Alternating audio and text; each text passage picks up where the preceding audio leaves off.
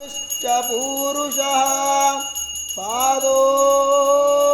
विश्वभूतानि त्रिपादस्यामृतं दिवि त्रिपादूर्ध्वमुदैः पुरुषः पादोऽस्येह भवात् पुनः ततो विश्वन्व्यक्रामत शासनानशने अभि तस्मात् विराड जायत विराजो अधिपूरुषः आरण्यान् ग्राम्याश्च ये तस्मात् यज्ञात् सर्वहुतः रुचः शूद्रो अजायत चन्द्रमा मनसो जातः चक्षो सूर्यो अजायत मुखादिन्द्रश्चाग्निश्च प्राणात् वायुरजायत नाभ्यासीदन्तरिक्षं विष्णोऽद्यौ समवर्तत पद्महान्तम् आदित्यवर्णं तमसस्तु पारे सर्वाणि रूपाणि विचित्य धीरः नाम प्रजापतिश्चरजिगर्भे अन्तः अजायमानो बहुधा विजायते तस्य धीराः परिजानन्ति योनिम् मरीचीनां पदमिच्छन्ति वेदसाः यो देवेभ्यो आतपति यो देवानां पुरोहितः पूर्वो यो देवेभ्यो जातः नमो रुचाय ब्राह्मये रुचं ब्राह्मं जनयन् श्रीश्च ते लक्ष्मीश्च पत्न्यौ रात्रे पार्श्वे नक्षत्राणि रूपम् अश्विनौ चतुष्पदे ॐ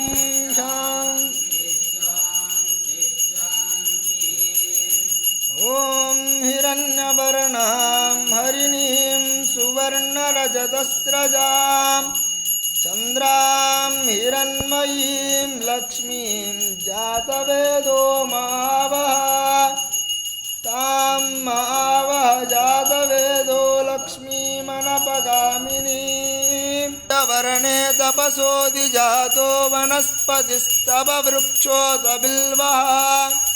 तस्य फलानि तपसानुदन्तु मायान्तरायाश्च बाह्या लक्ष्मी चिक्लीदवसमे गृहे निच देवीं मातरं श्रियं वासय मे कुले आर्द्रां पुष्करिणीं पुष्टिं पिङ्गलां पद्ममालिनीं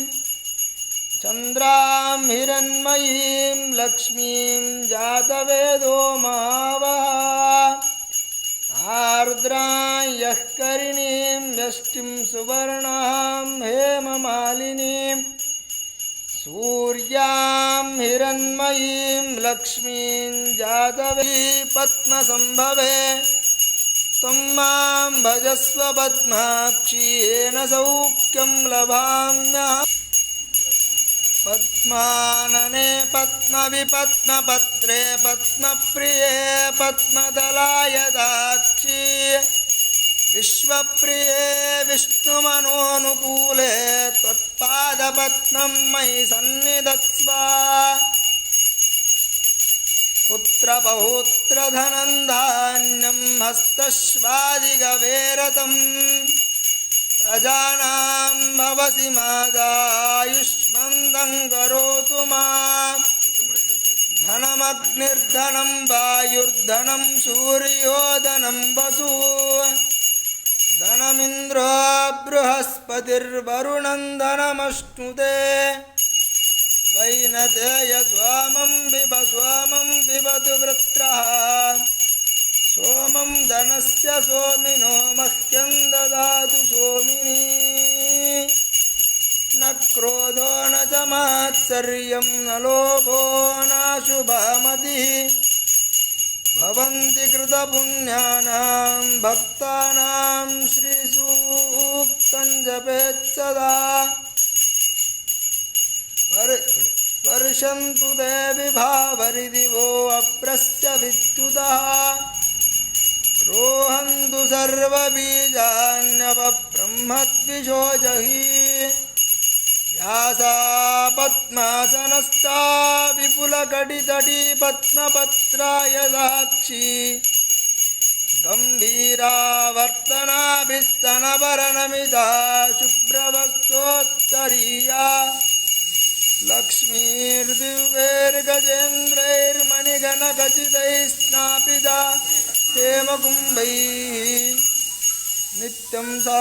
पद्महस्ता मम वसतु गृहे सर्वमाङ्गल्ययुक्ता